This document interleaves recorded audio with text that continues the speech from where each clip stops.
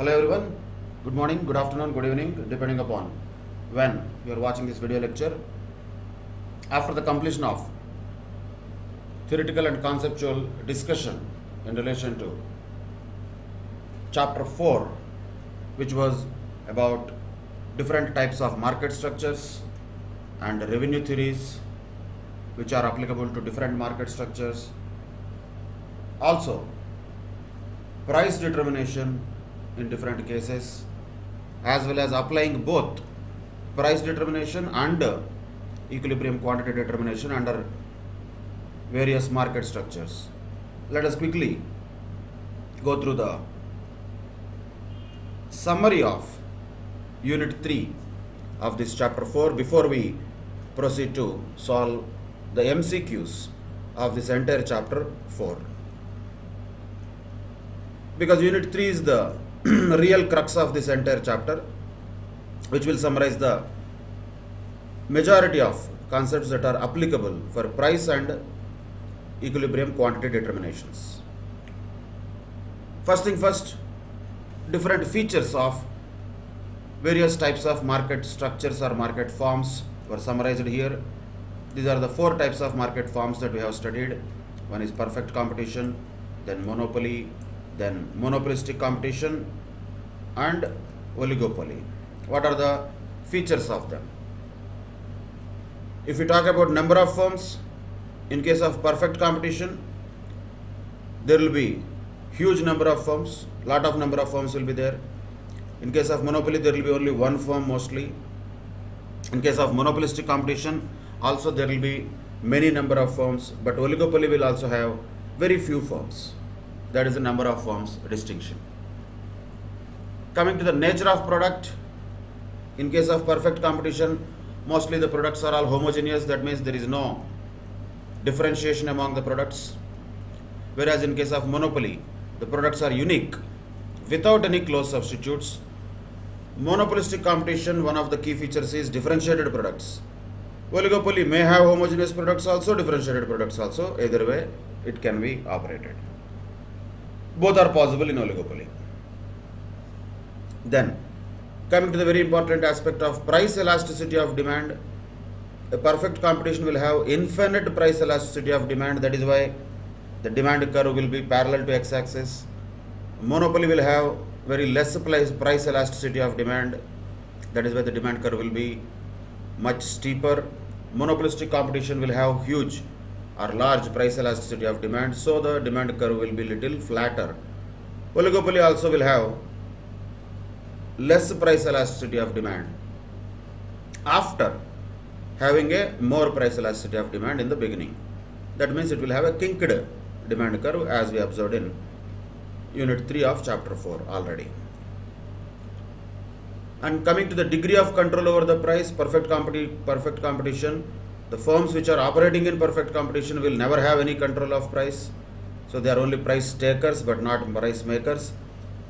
A monopolist will have very considerable degree of control over price, whereas monopolistic competition and oligopoly will have some degree of control over price, but not as much as monopoly, but not as less as perfect competition also. Somewhere in between them, these 2 types of market structures will range when we talk about degree of control of the firm over the prices at which they are supposed to sell their products. That is about the features of different types of markets. So let us quickly also go through the similar things in detail and other technical aspects of each market. What is a perfect competition? It is a kind of market structure where there are large number of buyers and sellers, there are homogeneous products, and there is free entry and exit, perfect mobility of the factors of production, perfect knowledge about the market conditions for both buyers and sellers, and very insignificant transaction costs, no government interference, and absence of collusion. These are all the features of perfect competition. In a nutshell, this paragraph tells all about perfect competition. Of course, this equilibrium point is common irrespective of the market structure. Always a firm will be in equilibrium when its marginal cost is equal to marginal revenue, and marginal cost curve cuts the marginal revenue curve from the below. That is same.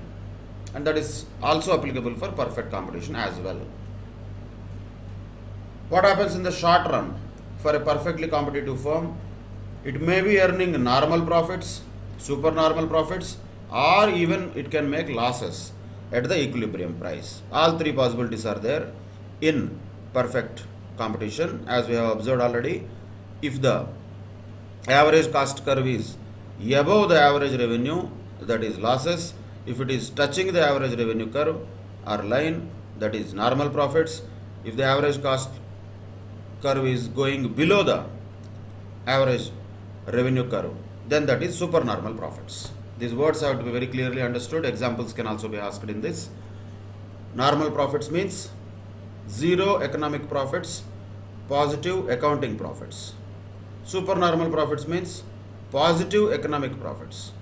Losses could be either, of course, economic losses. Are they accounting losses also or not? That depends upon how much of the imputed costs are included in the economic costs.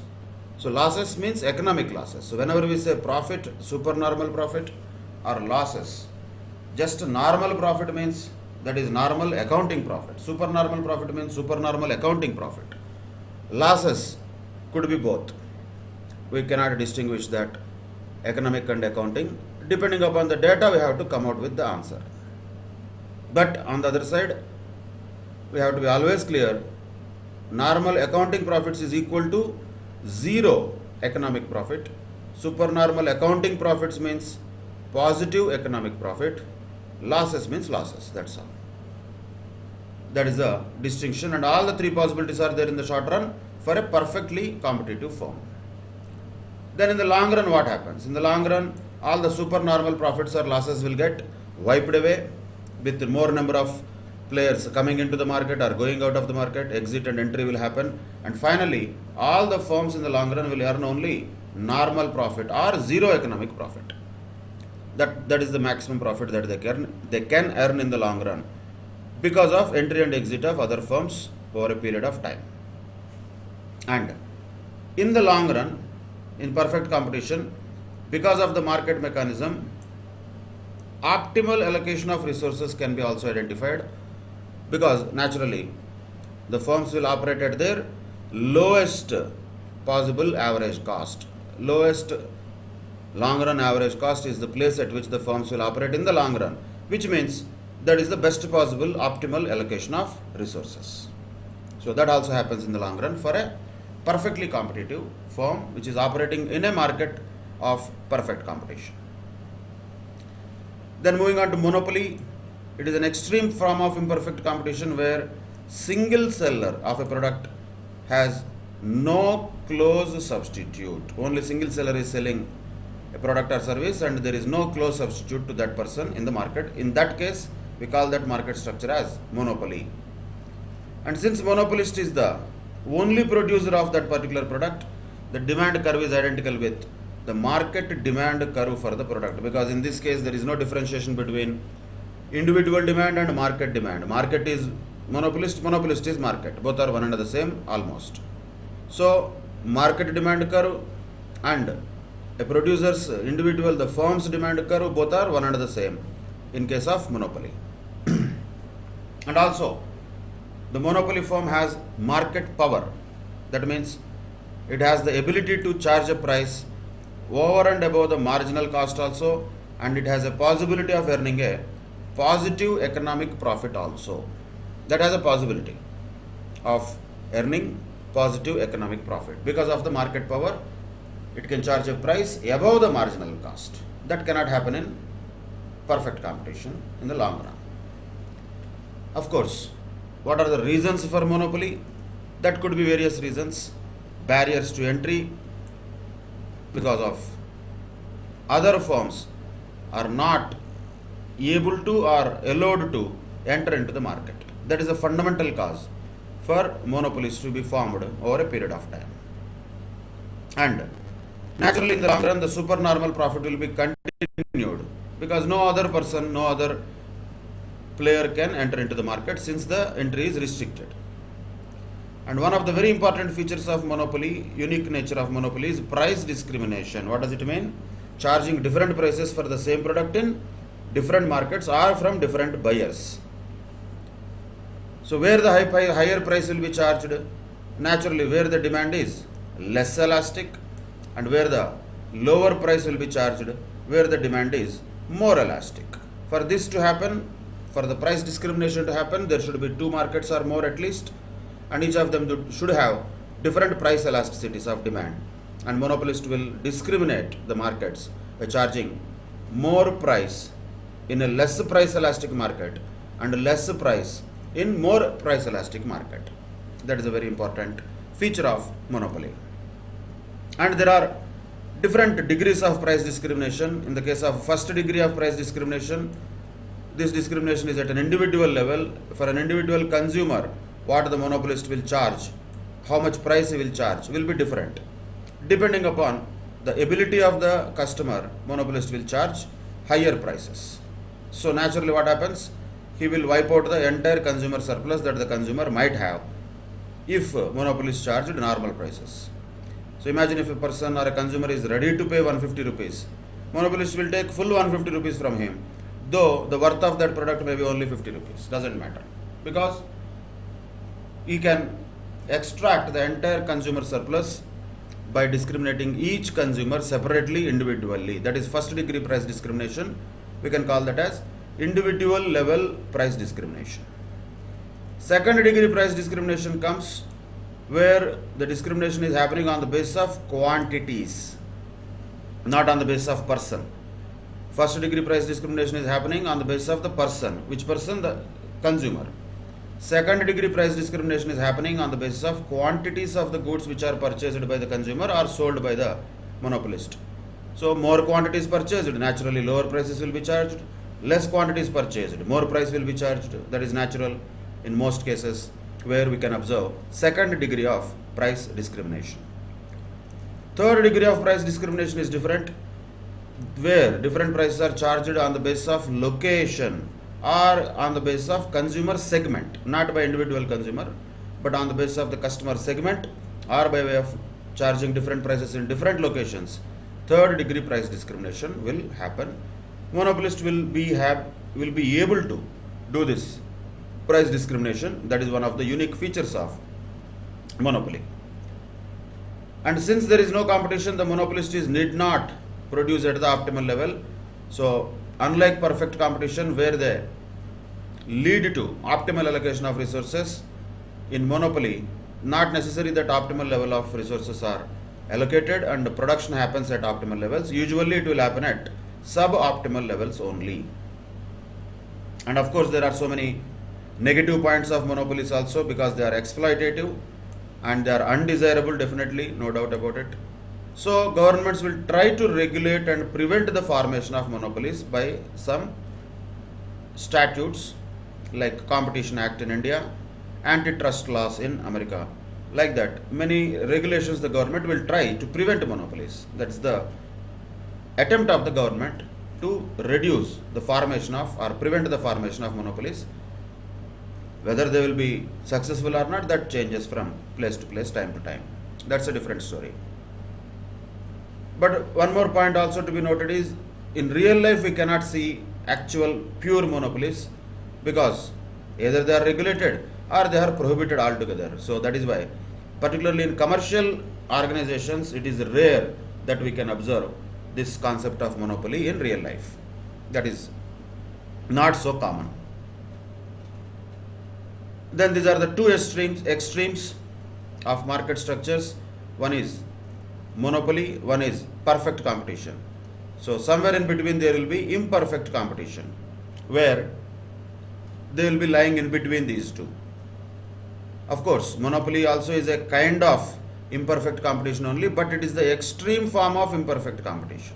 On one extreme there is perfect competition, another extreme imperfect competition, perfectly imperfect, extremely imperfect, that is monopoly. But there are some other market structures which are just imperfect.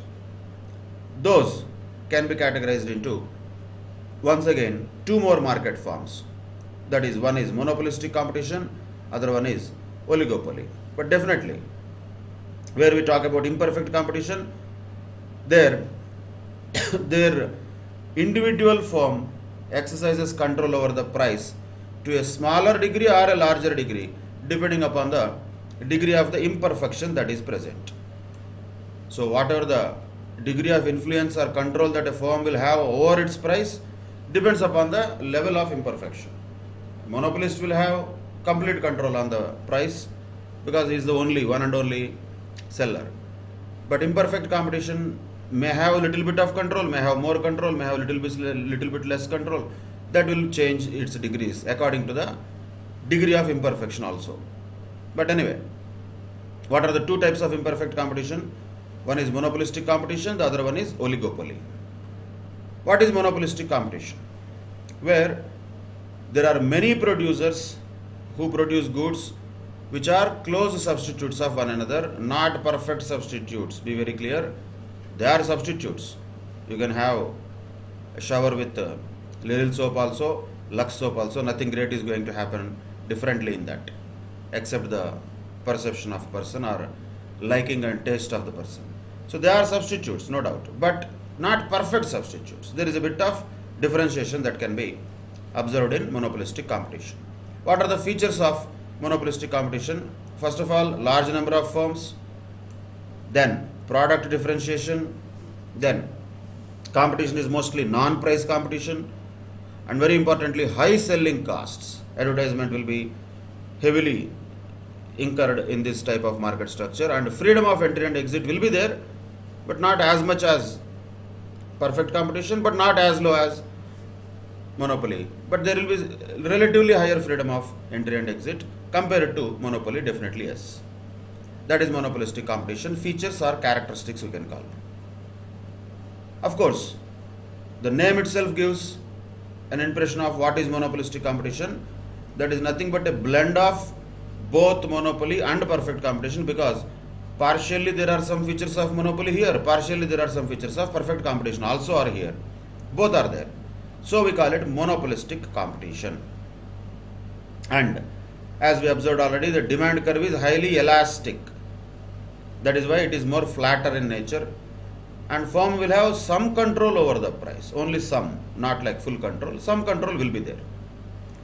And very importantly, the firms in monopolistic competition are also not of optimum size.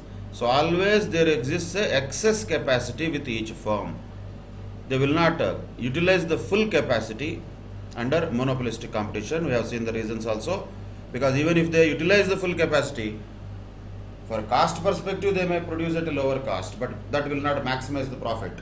Maximization of profit happens for them at a level of production which is much below the full capacity. That is why excess capacity always exists in monopolistic competition. That is one type of market structure, which is an example of, which is one of the imperfect competition or imperfectly competitive market. Another variety type of competition is oligopolistic competition. Oligopoly is a little different type of market where very few firms will be competing with each other. But again, what is few is again a difficult point to actually comprehend. But definition wise, yes, very few firms will be competing among themselves, and those few will be naturally very big firms, and they will produce and compete in the market. So few big firms dominate the entire market. That can be called as oligopoly. Practically this can be seen in many industries also, no doubt. But at the same time, it is very difficult to distinguish between monopolistic competition and oligopoly in many circumstances. So we need to take a call on the basis of facts of the case if any question on the application of this is concerned. There are different types of oligopolies as we discussed already. Pure oligopoly and differentiated oligopoly, open or closed oligopoly, collusive oligopoly or competitive oligopoly, partial oligopoly or full oligopoly, syndicated oligopoly or organized oligopoly. These are different types of oligopoly which are possible to exist in an imperfectly competitive market. And what are the main characteristics of oligopoly? Very important characteristics. One of them is strategic interdependence and importance of advertising and selling costs and group behavior. These are the characteristics of oligopoly. And there will be lot of interdependence of one firm over the other firm. The firms will look at their competitors very closely. They observe them very closely, and their challenge strategies will be on the basis of the other strategies also. That's why different type of strategies can be adopted, and different types of outcomes can be expected from oligopoly. That is one of the reasons why we cannot standardize a theory for oligopoly all the case. But yes, some features are there what we can identify. What are those? One is strategic interdependence, advertising and selling costs being high, and group behavior. Another possibility is that there can be a price leadership by a dominant firm or a low cost firm, and that can be a barometric price leadership. In other words, barometer like one bar which is set by one dominant firm, others will follow, which will be like a benchmark. That type of price leadership can be called as barometric price leadership. That can be only taken by a dominant firm or a low cost firm. So that kind of possibilities are also existing in case of oligopoly. Sometimes if there is a collusion or agreement between few firms or a group of firms to coordinate their activities, we can call that as a cartel. But as we discussed, it is not always legal to form such cartels, though it happens in real life without the knowledge of government or anybody. That's a different story. So collusive oligopoly is not so uncommon, it is quite common in the form of forming a cartel. And as we observed already, the Sweezy model, which was telling us about the kinked demand curve model, wherein the price will be unchanged for a long time. Why?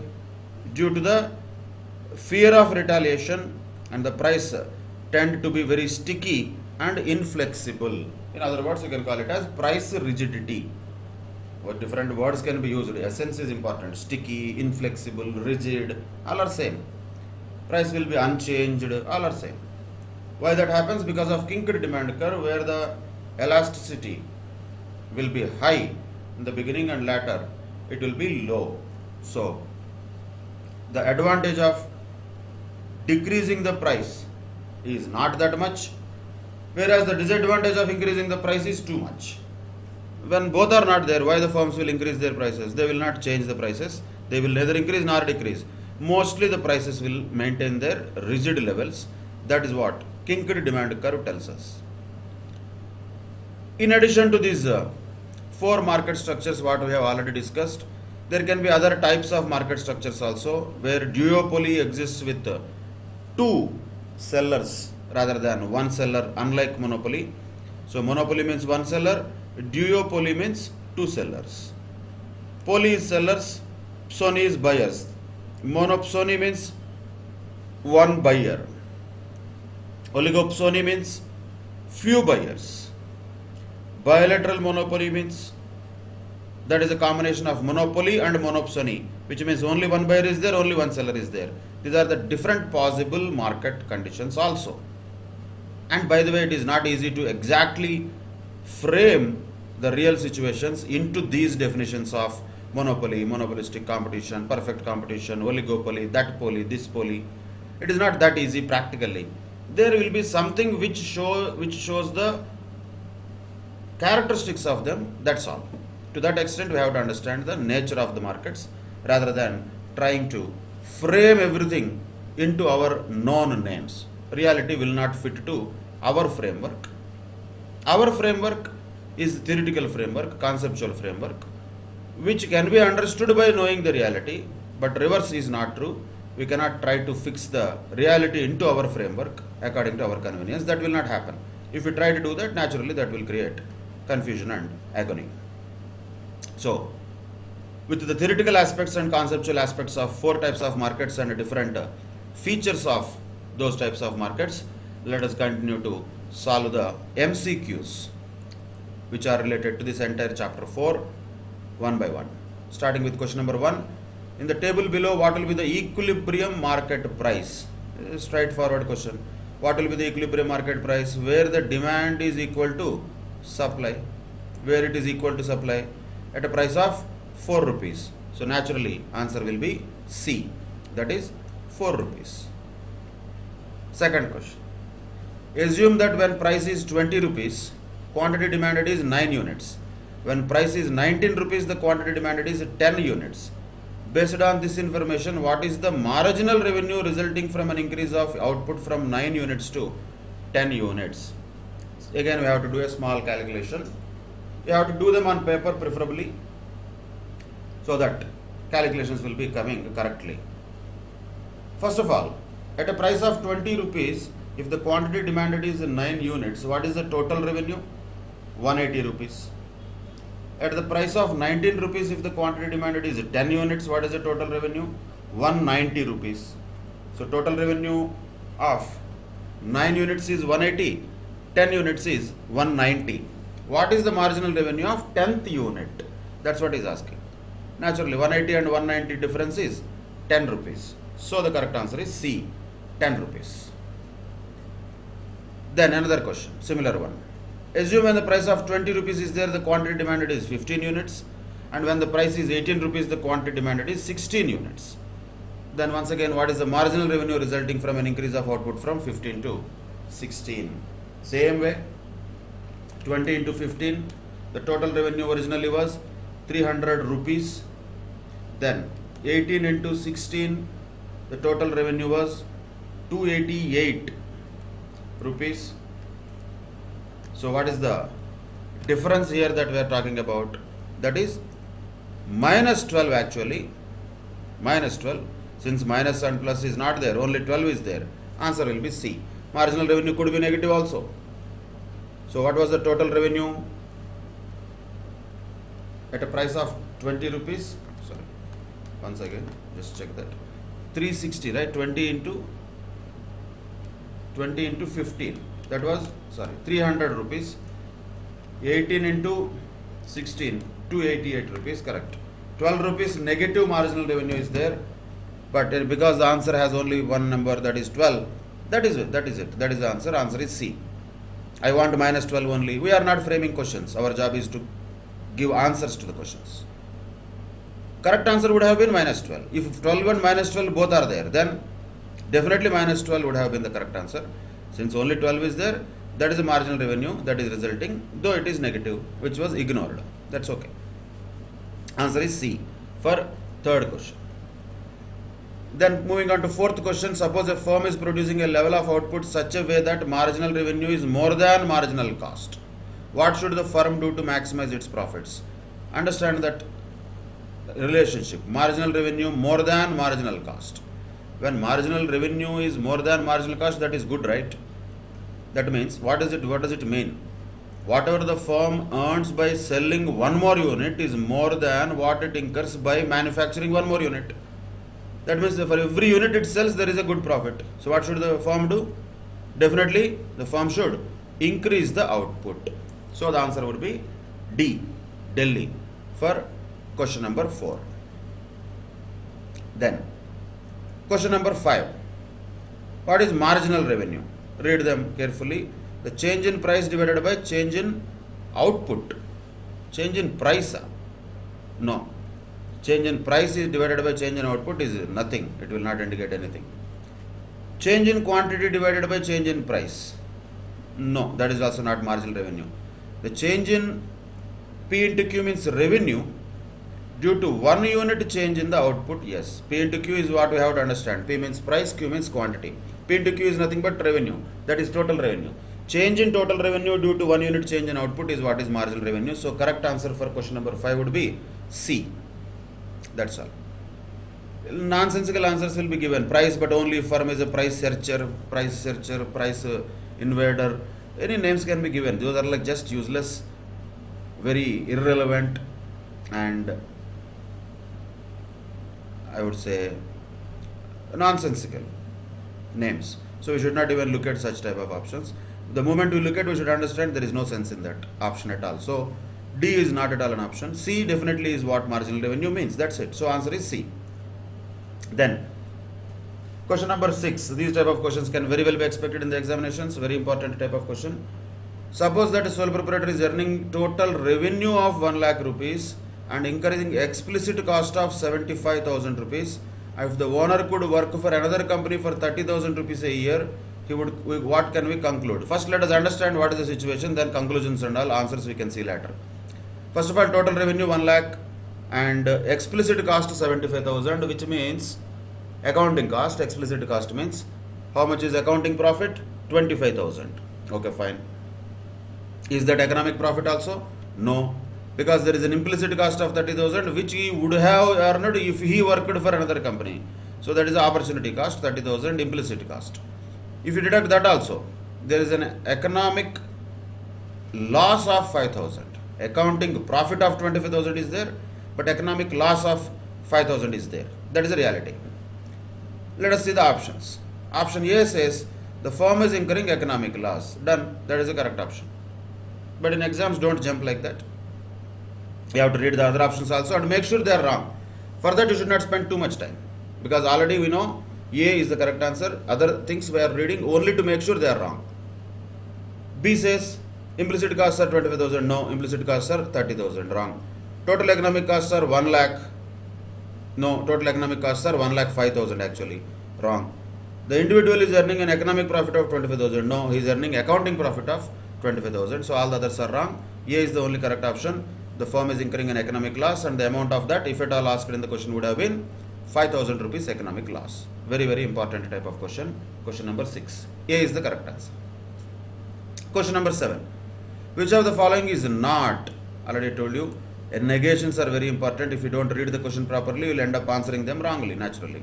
So, not an essential condition of pure competition he is asking.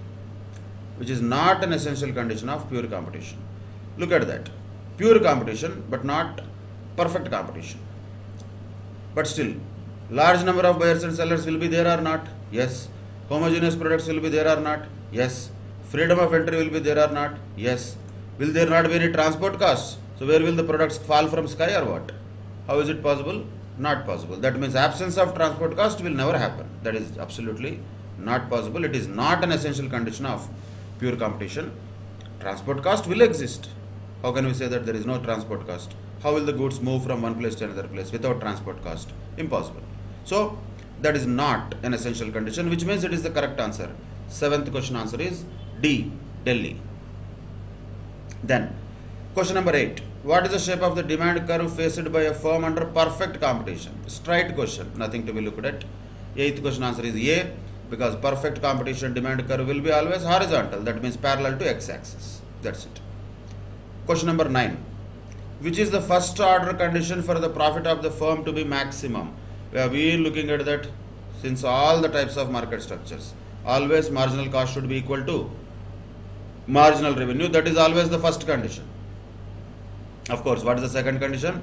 The marginal cost curve should cut the marginal revenue curve from the below. That is second condition. But first condition is always what? Marginal cost should be equal to marginal revenue in order to maximize the profits. That is the first condition. Always. That is question number 9. Answer is B, Bombay. Then question number 10. Which of the following is not once again, not a characteristic of a price taker? You cannot say who is a price taker and all. Who is a price taker? Normally speaking, perfectly competitive firm is a price taker. And he is asking which is not a characteristic of a perfectly competitive firm. TR is equal to P into Q, always that is correct. Average revenue is equal to price, that is always correct. Negatively sloped demand curve, no, that is not correct for a perfect competition. Why? Because for a perfectly competitive firm, the demand curve will not be negatively sloped, it will be horizontal shaped, in other words, parallel to x-axis. So C is not a characteristic of perfectly competitive firm. All other three are definitely the characteristics. TR is equal to P into Q, AR is equal to price. Marginal revenue is also equal to price, because for a perfectly competitive firm, AR is equal to MR is equal to price. All are same. For perfect competition, that means price taker. So 10th question answer would be C. Then question number 11. Which of the following statements is false? Read the questions carefully. False is what we have to always focus on. First point says economic costs include opportunity cost of the resources owned by the firm. True or false? That is true. So that is not correct answer. Accounting cost include only explicit cost. True. C says economic profit will always be less than accounting profit if resources owned and used by the firm have any opportunity cost. True, because economic cost will be always more than accounting cost. Economic profit will be always less than accounting profit naturally when there are implicit costs. So A, B, C, all the three are true statements. Naturally D should be correct answer, which should be a false statement.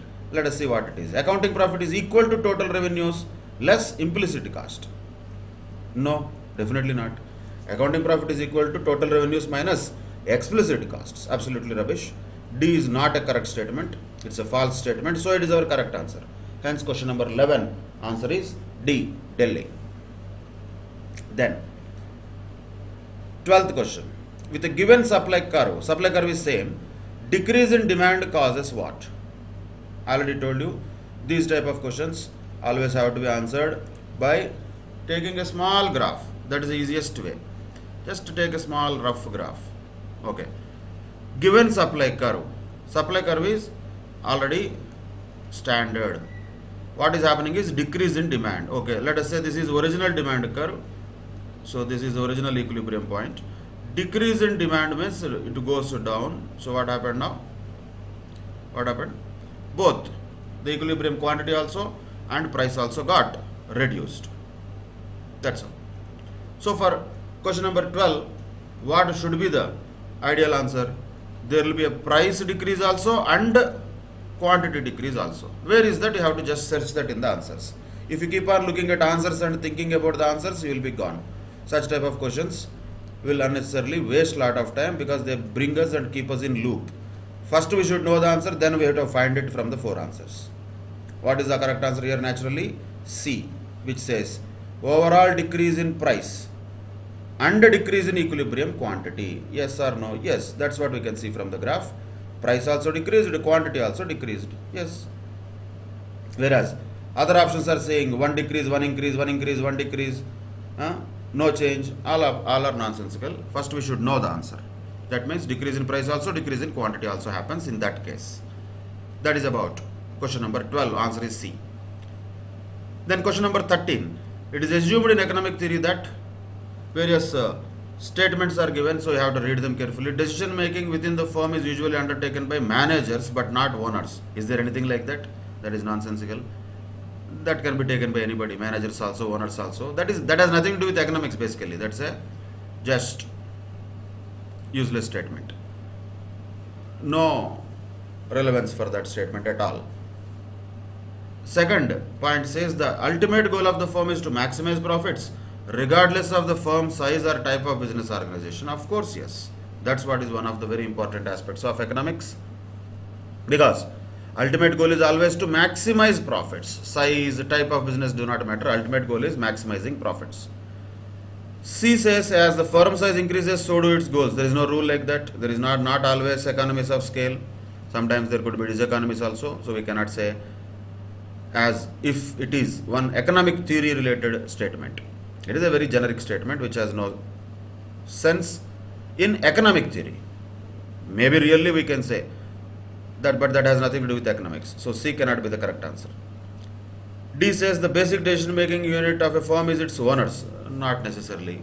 For a big companies, management will be there, which is separate from ownership. So all the other statements A, C, D, they are all very generic, casual, loose statements.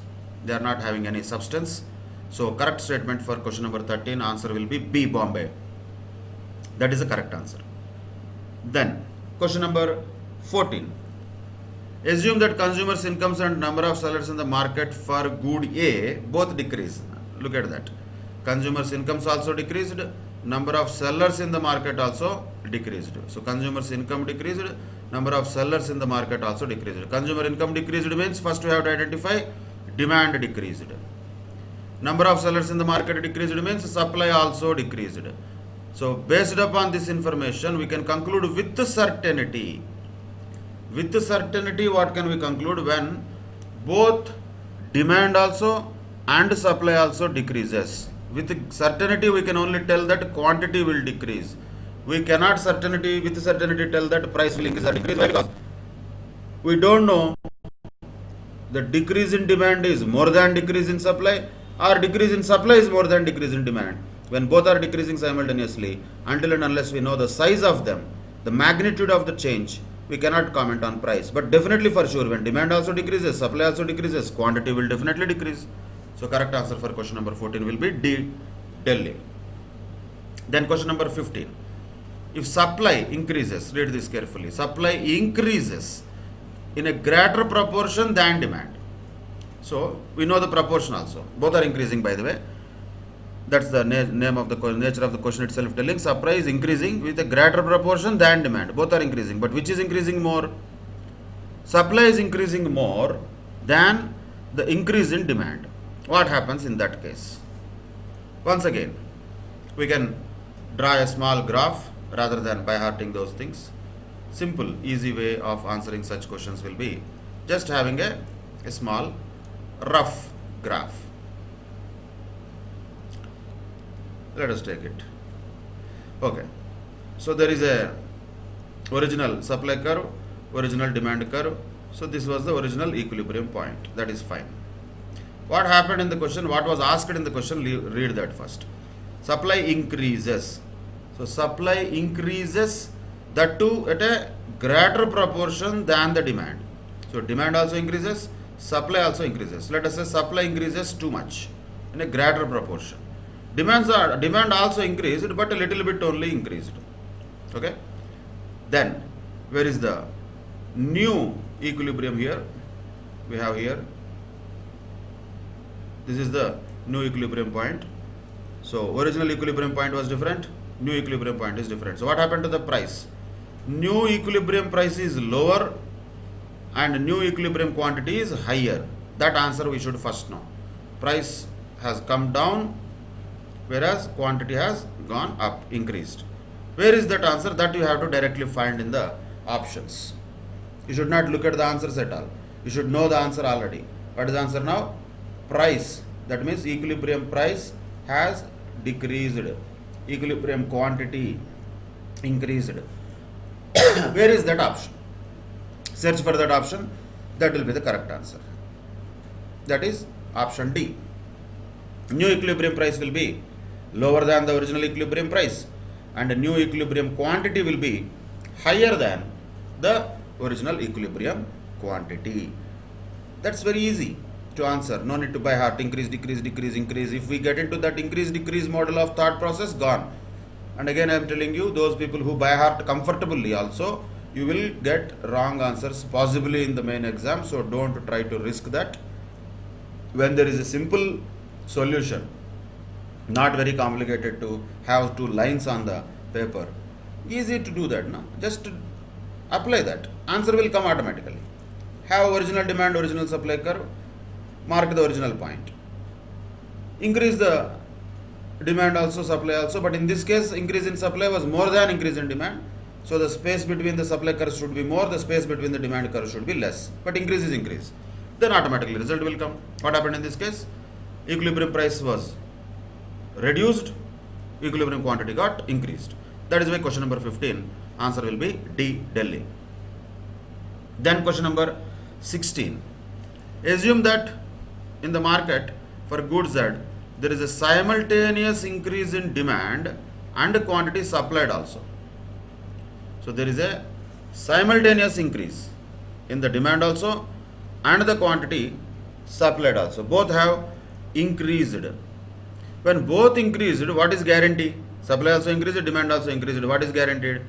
What is guaranteed is definitely there is an increase in quantity, but we don't know what will be the effect on price. So correct answer for question number 16 would be C. When demand increases, supply increases, naturally quantity will be increasing. That is for sure. That is guaranteed. But how can we know about price? We don't know. When we are saying simultaneous change, we should know which is more than what. Like in the case of question number 15, if it was given clearly, then we can identify what would have happened exactly with price also, quantity also. But when there is only mention about increase without telling which increase is more than the other increase, we cannot tell about price. We can only talk about quantity, where there is an increase in equilibrium quantity, but we cannot ascertain whether there will be an increase in price or decrease in price, because that depends upon whether demand increased more or supply increased more. So question number 16, answer will be C. Then question number 17, suppose the technology for producing personal computers improves. In other words, supply increases. First of all, we have to understand that. He will give all stories. For us, it is all demand supply, demand supply. Technology for producing personal computers improves means supply increases. At the same time, individual discovers new uses for personal computers so that there is a greater utilization of personal computers. Which means what? Demand also increases. So supply also increasing, demand also increasing. Once again same, quantity will definitely increase. The price cannot be determined. Same question actually. 16 and 17 both are same. More or less, though the word used in this question number 16 was quantity supplied. But still, it doesn't matter when there is an increase in demand also and quantity supplied also. Quantity is definitely going to increase equilibrium quantity. Uncertain effect on equilibrium price will be there. But because of the magnitude not known. Same with question number 17. Here it is not increase in quantity supplied, increase in supply itself. So definitely there is an increase in supply also, increase in demand also, which means there is a quantity increase. But price increases or decreases, we don't know, because we don't know how much magnitude of increase in supply and increase in demand has actually happened, which already was known in question number 15. Then we can exactly tell both quantity and price. Otherwise, we can tell only about quantity but not about price. Then coming to question number 18, direct question, which of the following is not negation, a condition of a perfect competition? Read that. Large number of firms, no, it is a definite condition of perfect competition. Perfect mobility of factors. Informative advertising to ensure that consumers have good information. Freedom of entry and exit into and out of the market. Out of these four, which is not a condition of perfect competition, usually the informative advertising, which is not required in perfect competition. So advertising is not much required in perfect competition at all. That is why it is not a condition of perfect competition. So question number 18, answer would be C. Other than that, there will be large number of firms and perfect mobility of factors, freedom of entry and exit, all are there. Advertising expenditure is not there in perfect competition. Out of the four, we have to select the correct. Now we cannot say advertisement, if it is there, cannot we call it perfect competition? That is not a correct thought process. For that question, this is the answer. For this answer, we should not frame the question. So that is not the same. Vice versa is not true. Out of the four options, which is not related to perfect competition, advertising. So that is a not a condition or not a feature of perfect competition, hence it is the correct answer. So 18th question answer is C. Which of the following is not a characteristic, not once again of a perfectly competitive market? Once again it is there. Large number of firms in the industry, output of the firms are perfect substitutes for one another. Firms face downward sloping demand curves. No, they don't. In a perfectly competitive market, demand curves are not downward sloping, those are horizontal. So 19th question answer would be C. That is not a characteristic of perfectly competitive market. Then question number 20. Which of the following is not a characteristic of a monopolistic competition? Read them carefully. Ease of entry into the industry will be there. Product differentiation will be there. A relatively large number of sellers also there. Will there be homogeneous products in case of monopolistic competition? No. Basic one of the features of monopolistic competition itself is product differentiation. These two are opposite. B and D are opposite. Both cannot exist. When B is correct, D is incorrect. In other words, it is not a characteristic of monopolistic competition. Hence, for question number 20, the correct answer would be D, Delhi. Question number 21. Monopoly may arise in a product market because of what? A significantly important resource for production of the commodity is owned by a single firm. Possible. Government has given the firm a patent right to produce the commodity. Possible. Cost of production and economies of scale makes production by a single consumer more efficient. Possible. So all above are factors that might lead to monopoly in a market. That is why question number 21 answer will be D, Delhi.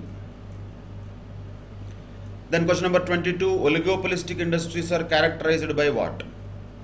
Few dominant firms and substantial barriers to entry, few large firms and no entry barriers. See, few large firms, few dominant firms, those are all common in question number 22. So you have to be carefully looking at them. And C says a large number of small firms and no entry barriers. Definitely not. That is not oligopoly. One dominant firm, low entry barriers. No, that is not oligopoly. So as we have observed in oligopoly, there will be substantial barriers to entry. B, C, D, all the three were talking about no barriers, low barriers. No, those are all wrong. Those are not oligopoly. In oligopoly, there will be substantial barriers to entry and there will be few dominant firms. So correct answer for question number 22 will be A. Then question number 23. Price taking firms. Price taking firms means those which operate in perfectly competitive market. They are said to be small relative to the market. Which of the following best describes this smallness? What do you mean by small when compared with market? A says the individual firm must have fewer than 10 employees. Is it so? No. Individual firm faces a downward sloping demand curve. Definitely not.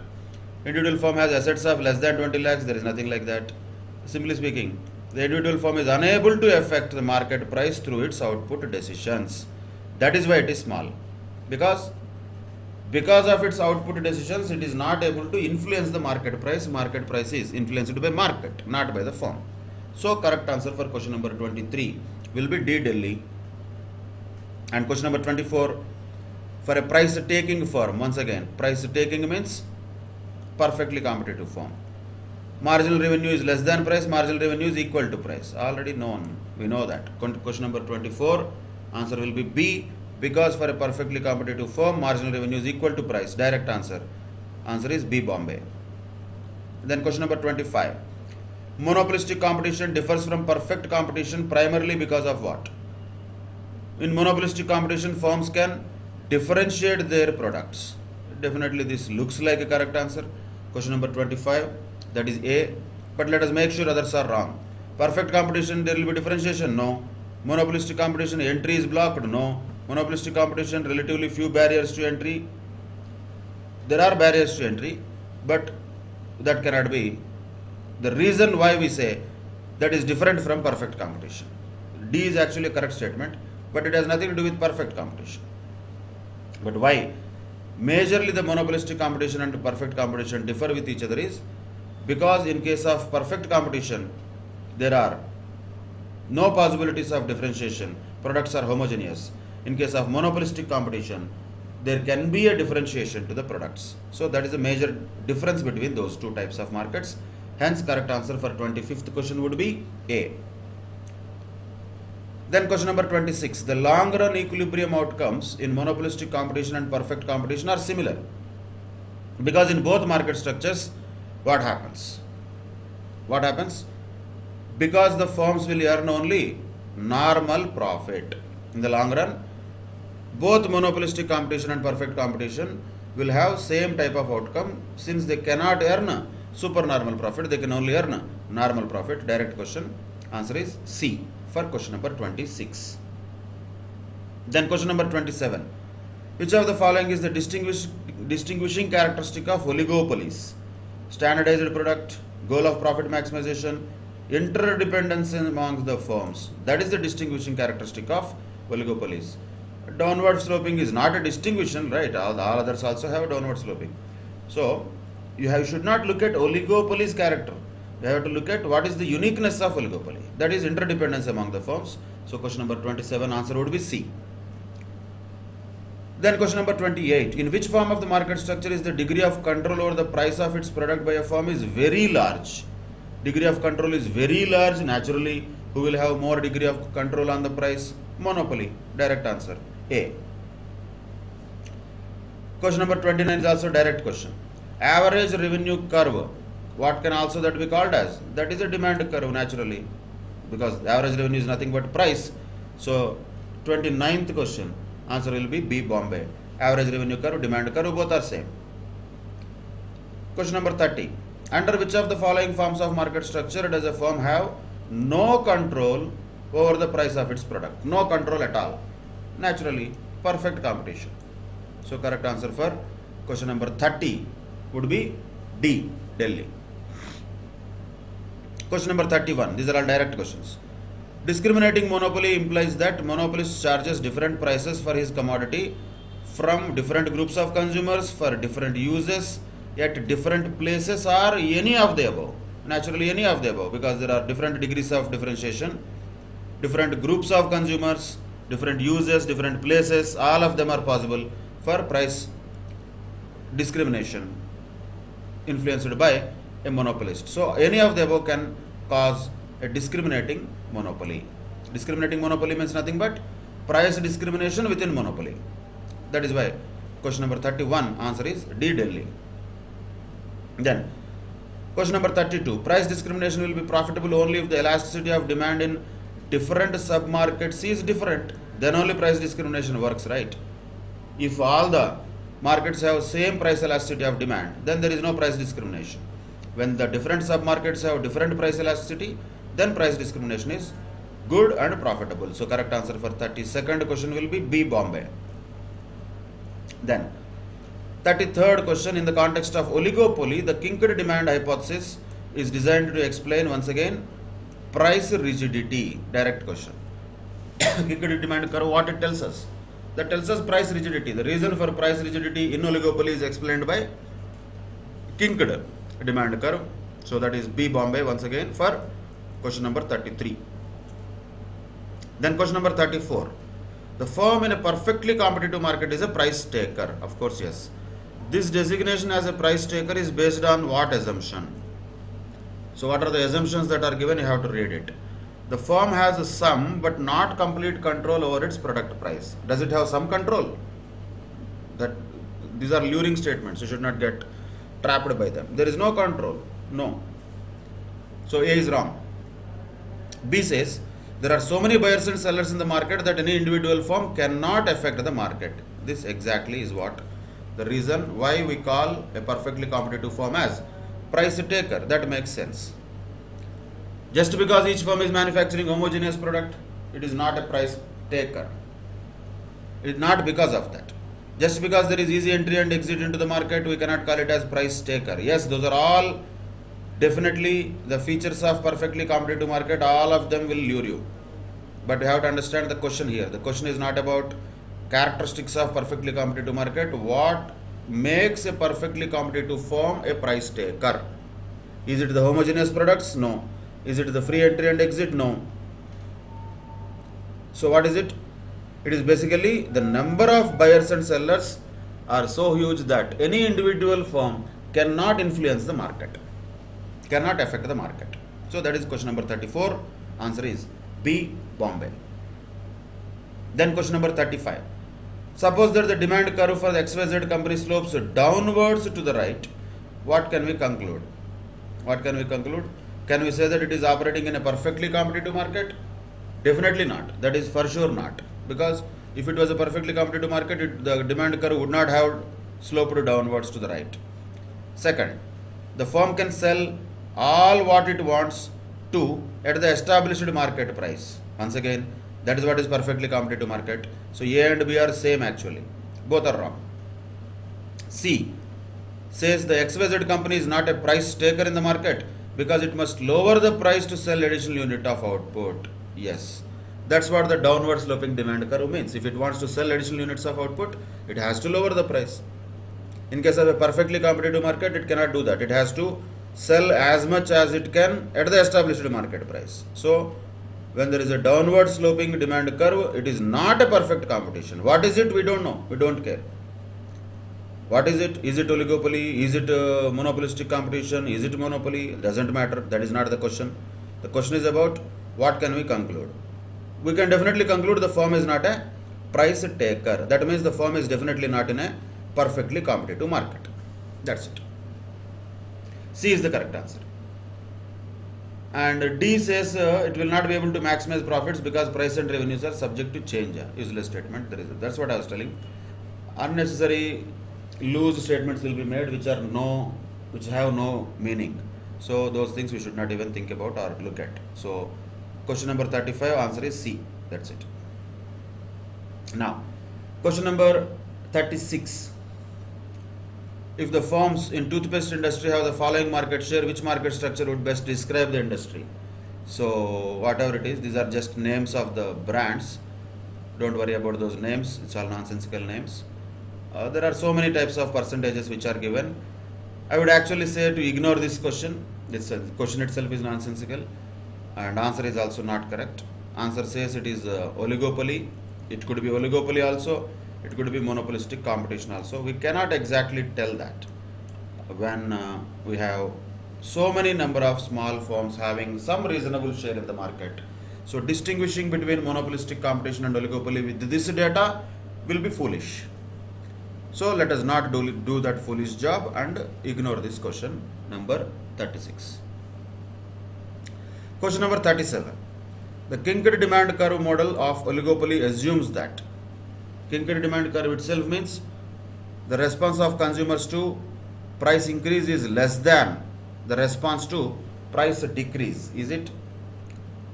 Question number 37. The response of consumers to price increase is less than the response to price decrease. Is it? No, it is exactly opposite actually. The response of consumers to price increase is more than the response to a price decrease. When price increases, then the demand will drastically reduce. The quantity demanded will drastically reduce because of higher elasticity of demand above the current market price. And if there is a price decrease, customers will not really increase that much demand. So quantity demanded will not increase that much. So that is why we can say the response of customers to price increase is more than the response to a price decrease. That is why the curve is a Kinkade demand curve. So answer for question number 37 is B, Bombay. Then question number 38 is always a standard type of question. Already we know this behavioral principle in the chapter 4 we have discussed. A firm encounters its shutdown point when the firm should shut down, where the average total cost equals price at the profit maximizing level, or where the average variable cost equals the price at the profit maximizing level of output. Naturally the average variable cost. That is the shutdown point. Means what? If the firm is able to sell the product only at its variable cost, then there is no point of selling. If the price is below average variable cost, of course it is shut down, but it has reached the shutdown point when both are equal, which to average variable cost and price. So correct answer for question number 38 will be B, Bombay. Then question number 39. Suppose that at profit maximizing level of output, a firm finds that market price is less than the average total cost but greater than average variable cost. Then which of the following statements is correct? First you should know what happened. Then go to the answers. Market price is less than average total cost but greater than average variable cost, which means it's okay to actually manufacture, there is no problem. Though the firm incurs loss, still it is able to cover its variable cost fully and a little bit portion of fixed cost also it was able to cover. That we should understand from the question first. Then we have to go to the answers. The first one says firm should shut down, no, wrong. Second one, B, says the firm should raise its price. If it raises the price, who is going to buy that? That is not at all a strategy. C says firm should move its resources to another industry. Easy to say. That is wrong. These are nonsensical. These are what? Nonsensical answers. The firm should continue to operate in the short run in order to minimize its losses. It is not going to get profits, no doubt. But if it continues to operate in the short run, it can minimize its losses, since at least the price is covering a particular portion of fixed cost, because the price is more than the average variable cost already. So question number 39, answer would be D, Delhi. Question number 40. When the price is less than average variable cost at the profit maximizing level of output, what should the firm do? It should shut down, simple. That is for sure. Question number 40, it should shut down. But why it should shut down, that also we have to look at. So A and B are not options. It should produce. So A and B are wrong. And C says shut down, since it will lose nothing. What is that answer? We will not lose anything like that. Just like that we feel like shutting down, so we will shut down. Those are all not proper answers. Look at D. Of course the firm should shut down, since it cannot even cover its variable cost if it stays in business. That is the correct answer. Makes sense. So question number 40, the correct answer will be D, Delhi. Question number 41. A purely competitive firm's supply schedule in the short run is determined by, you have to go back to the perfectly competitive market and perfect competition, where the supply curve is representing almost which one? It is representing its marginal cost curve. Direct question. So question number 41, answer is D. For a perfectly competitive firm, supply curve and marginal cost curve will be one and the same. Then question number 42. One characteristic not typical of oligopolistic industry, which is not typical of oligopolistic industry, horizontal demand curve. Answer is very clear.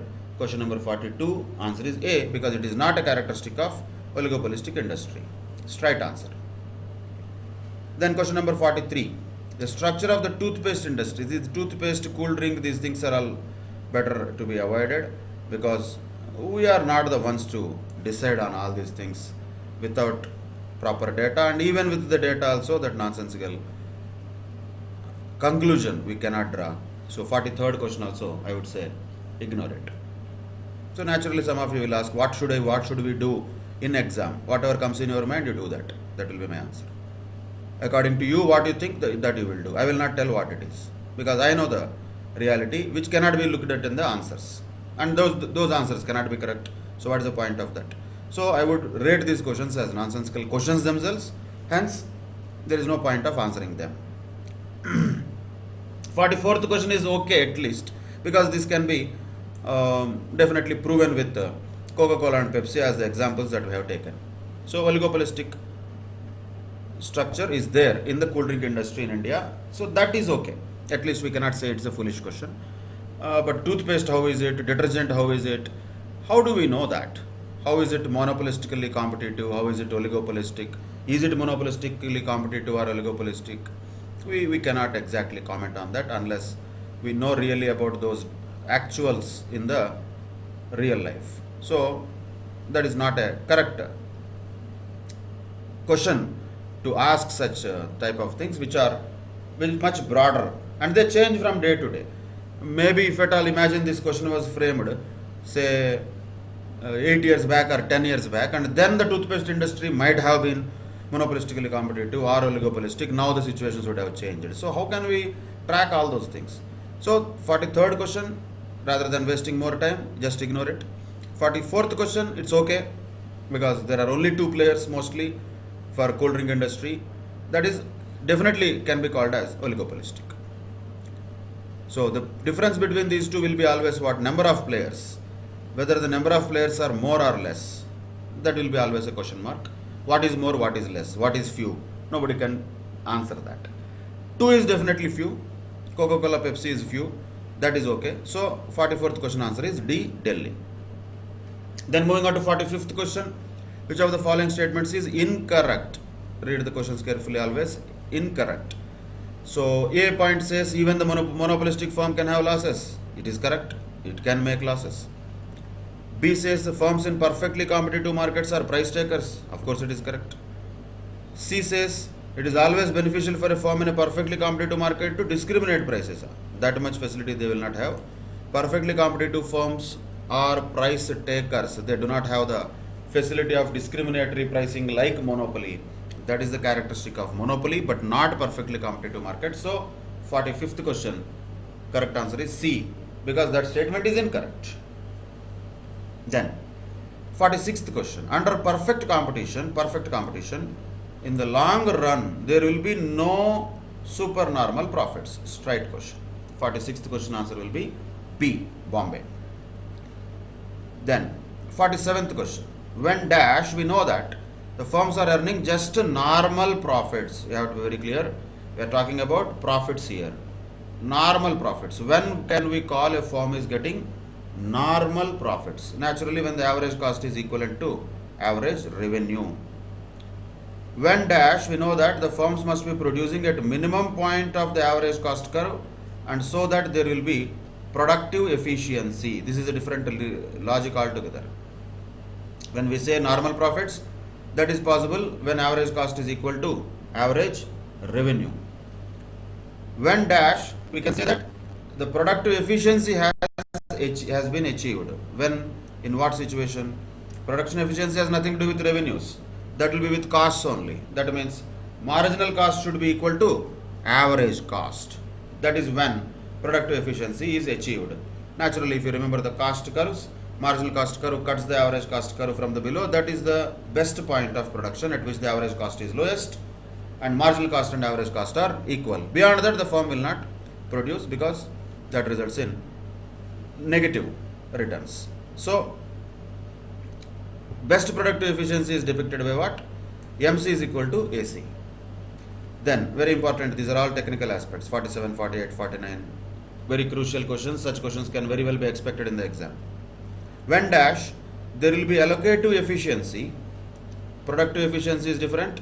Allocative efficiency is different. Productive efficiency is about the production, which has only cost function, nothing to do with revenue. But allocative efficiency means where the cost of the last unit is exactly equal to the price that consumers are willing to pay for it. Read the names, the answer will come automatically. Cost of the last unit means what? That is marginal cost.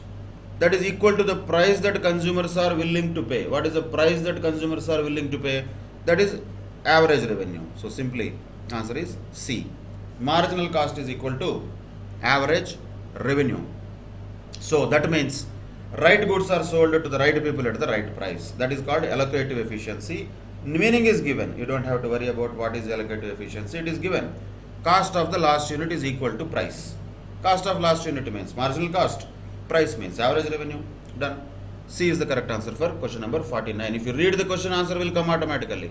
If you want to get the answer automatically without reading the question itself, that will not happen.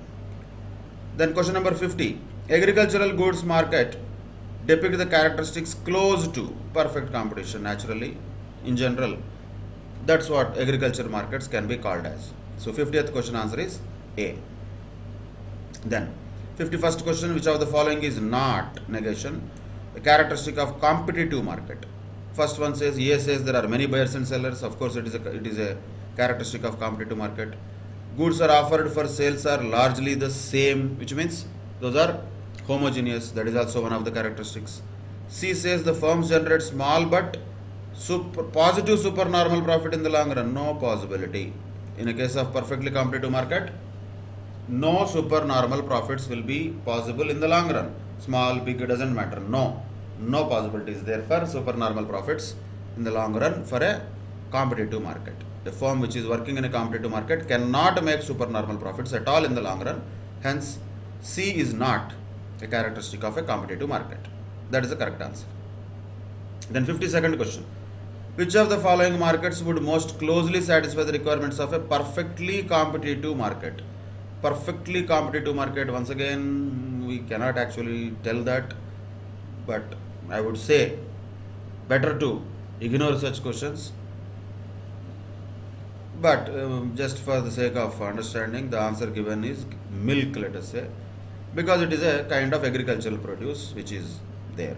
But I would say no, don't even worry about such type of questions. There can be any other things. Electricity, perfectly competitive, definitely not in India. Cola, definitely not perfectly competitive. Like that you can eliminate. Cable television, is it perfectly competitive? Mostly no in reality, because there also almost in most of the cities, the cable television networks will be having their own area-wise dealers. So there is no competition there much, cable television wise. Milk, yes, possibly we can say there are many manufacturers who will manufacture and sell. And when you say milk, you cannot think from a dairy farm point of view. From a farmer point of view, if you think, that is definitely perfectly competitive. In that sense, you can take it, eliminating the other things because they are not reflecting it. But still, as I said, the realities cannot be identified by looking at some 4 options and thinking that that is correct. Always they may not be correct. Because the question is asked, if you want to answer the question, for question number 52, answer is D, Delhi. That's all. Then, 53rd question, which of the following statements is accurate regarding a perfectly competitive firm? Demand curve is downward sloping? Definitely no. Demand curve always lies above the marginal revenue curve because both are same actually. There is no lying above and below. So B is wrong. What is C? Average revenue need not be equal to price. No, that is wrong. And price is given and determined by the equilibrium in the entire market. Correct. That is what is accurate regarding a perfectly competitive firm. All the other ABC are wrong statements. So 53rd question answer will be D, Delhi, naturally. Then, the market for hand tools such as hammers and screwdrivers is dominated by three players only. When there are only three players, what can we call that? So is three few for you or not? If it is dominated by very few strong big firms, then definitely we can call that a oligopoly. So 54th question answer can be C. 55th question. A market structure in which many firms sell products that are similar but not identical. Many firms is one point. They sell similar but not identical. That means there is a bit of differentiation. Naturally, that will be monopolistic competition. So 55th question answer will be A. 56th question. When an oligopolist individually chooses its level of production to maximize its profit, it charges a price above what? What type of price a oligopolist will charge? So answers you have to read. There is no option. So read the options one by one. What are all there? First one says oligopolist will charge a price more than the price charged by monopoly or a competitive market. Will that be true? Definitely not, because the elasticity of demand will be high. More than monopoly, not possible. Oligopolist cannot charge a price more than monopoly, so that is definitely wrong. So 56th question answer cannot be A. B says less than the price charged by either monopoly or a competitive market. Not necessarily, once again. Less than monopoly guaranteed, but less than competitive market also. Why should you charge that? Less than competitive market? No.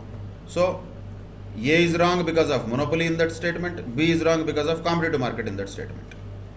C says more than the price charged by monopoly but less than the price charged by competitive market.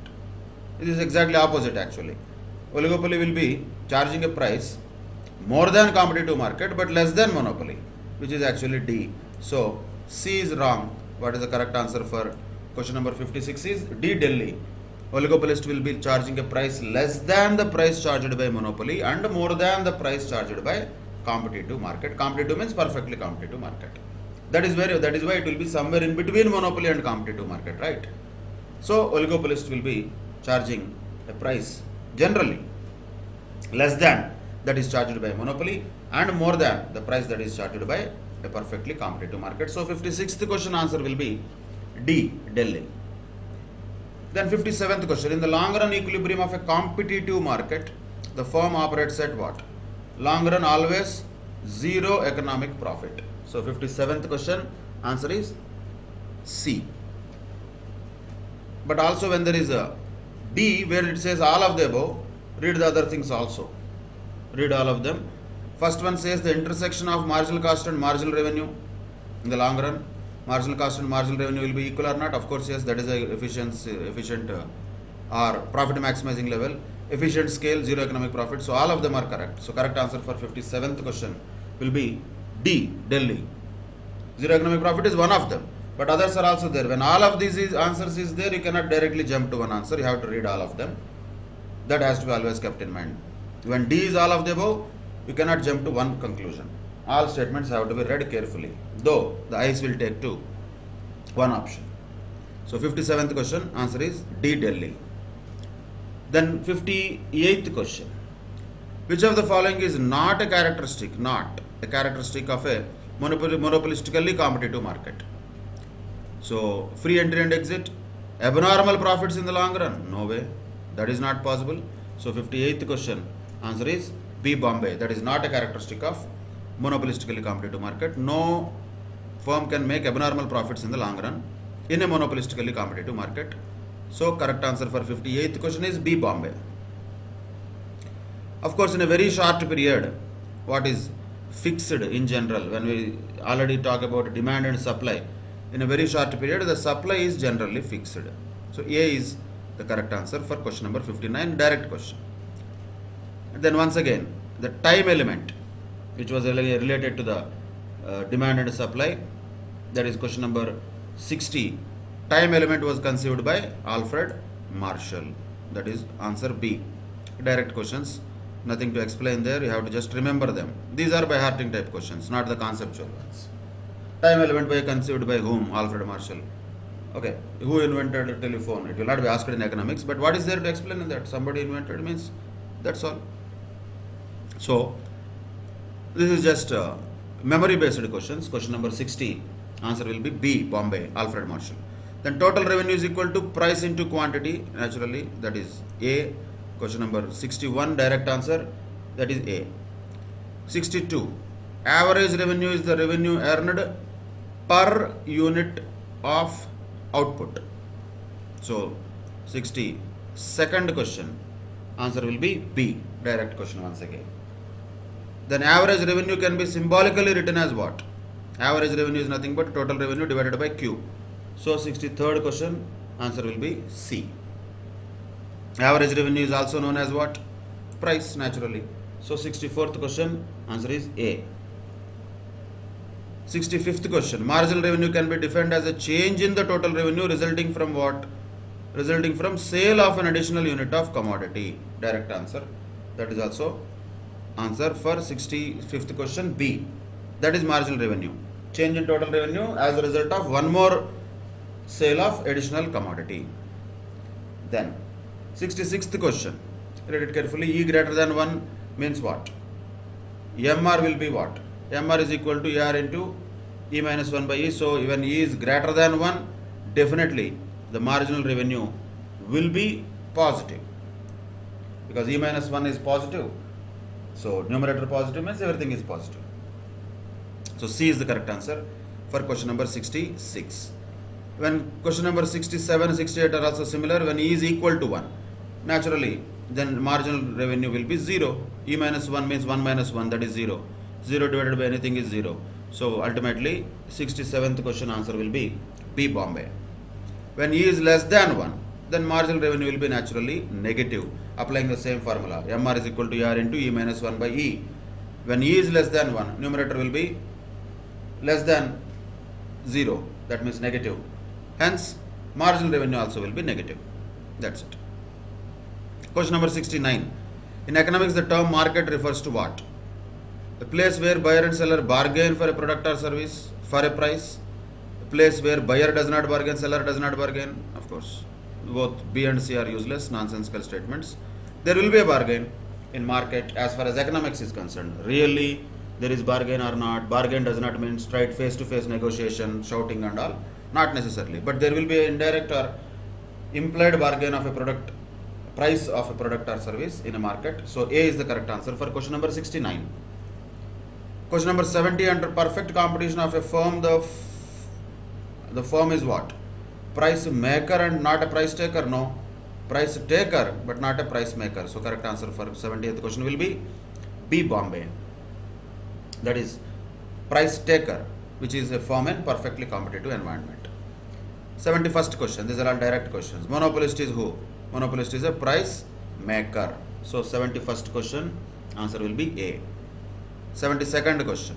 Price discrimination is one of the features of what? Direct question. Once again. Monopoly. Where there can be price discrimination naturally? Monopoly. 72nd question answer is B. Then 73rd question. Under monopoly, the degree of control over the price is very considerable. That is why it is monopoly. So price maker means the monopolist has a very considerable degree of control on the price. So C is the correct answer for question number 73. Then question number 74. Once again we talk about butter, eggs, milks, vegetables and all. These all can be called as local markets. Just we can call them as 74th question answer is B. Local markets. Mostly the perishable commodities are local market. Look at 75th question. These type of questions can very well be expected. Very good question. This type of questions. Look at the graph first. What are the curves which are given? There is average variable cost, average total cost, marginal cost. Purely cost only is there, no revenue, nothing. But what he is asking is, at price 1, the firm in the figure will produce how much? At price 1. That is P1. So how much is going to produce at P1? Is it touching any of the other curves at all? It is touching the marginal cost curve, that is at price P1, and average total cost curve is much above that, and average variable cost also much above that, which means, simply speaking, from the graph what we can conclude is the price is lower than average variable cost. So what do you think? What the firm should produce? Ideally it should produce nothing. So that is why correct answer for question number 75 will be A. It will produce zero output. Why? Because the price is less than average variable cost. That's it. A is the correct answer. Secular period is also called as what? These are direct questions once again. Secular period means very long period. Very short period is called as market period. Very long period is called as secular period or planning period. Then question number 77. Stock exchange market is an example of what? Definitely a regulated market. B. Bombay is the correct answer for question number 77. Then question number 78. The market for the ultimate consumers. Ultimate consumers is known as retail market naturally. So answer is D. Delhi. Then question number 79. Condition for pure competition is what? Large number of buyers, sellers, free entry and exit. Not exists, exit, that is spelling mistake. Homogeneous products, both A and B. Naturally both A and B homogeneous products will also be there. Large number of buyers and sellers also will be there. Free entry and exit also will be there. So correct answer for 79th question would be C. Then question number 80. Pure oligopoly. Pure oligopoly, when we say, that is based on what type of products? Homogeneous products. So there will not be much of product differentiation. That is pure oligopoly. Once again, Coca-Cola, Pepsi is an example of very, very similar homogeneous products. That is question number 80. Answer is B. Bombay. Question number 81. In an oligopoly where the industry is dominated by one large firm which is considered as the leader of the group completely. If one firm is dominating the entire market and all the others are followers of that leader, what kind of oligopoly that it would be? That is called as partial oligopoly. The types of oligopoly you have to read and remember carefully. Those will be asked in questions. So answer for question number 81 is C. Partial oligopoly. When the products are sold through a centralized body is there already. That is what is called as syndicated oligopoly. Then question number 83. When monopolist divides the consumers into separate submarkets and charges different prices in different submarkets, it is known as what? Okay, separate submarkets, and he charges different prices for different submarkets, locations or consumer segments. So in that case, what can we call that as? What type of degree of price discrimination? Third degree of price discrimination. C is the correct answer for 83rd question. This is also important question, important model.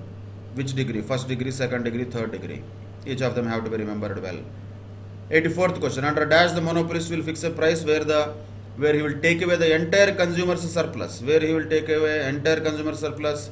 That is first degree of price discrimination, where he discriminates on the basis of individual consumer. So 84th question, answer will be B. Bombay. 85th question. Price discrimination can be related to time, size of the purchase or income, or any of the above. Of course, it can be related to any of the above also. So that is why 85th question answer is D. Delhi. The firm and industry are one and the same. The firm and industry are one and the same where? When it is monopoly. When both are same. So 86th question answer will be D. A direct question. 87th question. The demand curve of a monopoly firm will be what? Naturally, downward sloping. So answer for 87th question is B. Bombay.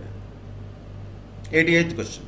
If the average cost is higher than average revenue, cost is higher than average revenue means what? Naturally, the firm is incurring losses.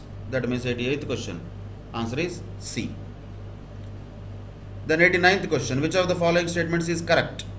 Price rigidity is an important feature of monopoly. No, it is a feature of oligopoly.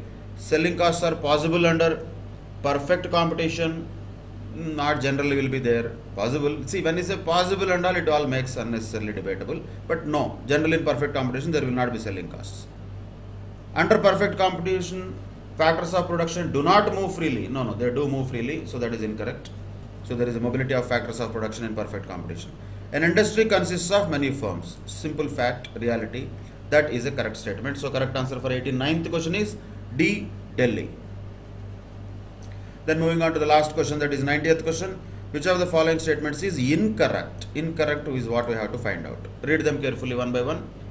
Under monopoly, there is no difference between firm and industry. That is correct. Monopolist may restrict the output and raise the price. Yes, it is his choice. He can do that. C says commodities offered for sale under perfect competition will be heterogeneous. No, they are not heterogeneous. Rather, they are homogeneous. There is no product differentiation at all. Heterogeneous is the word opposite of homogeneous. In case of perfect competition, the commodities offered for sale are homogeneous but not heterogeneous. That is why correct answer for question number 90 will be C. That's all. With that, we can conclude the MCQ discussion also in relation to entire chapter 4 in one shot. And chapter 4, as you have observed, is one of the important technical aspects.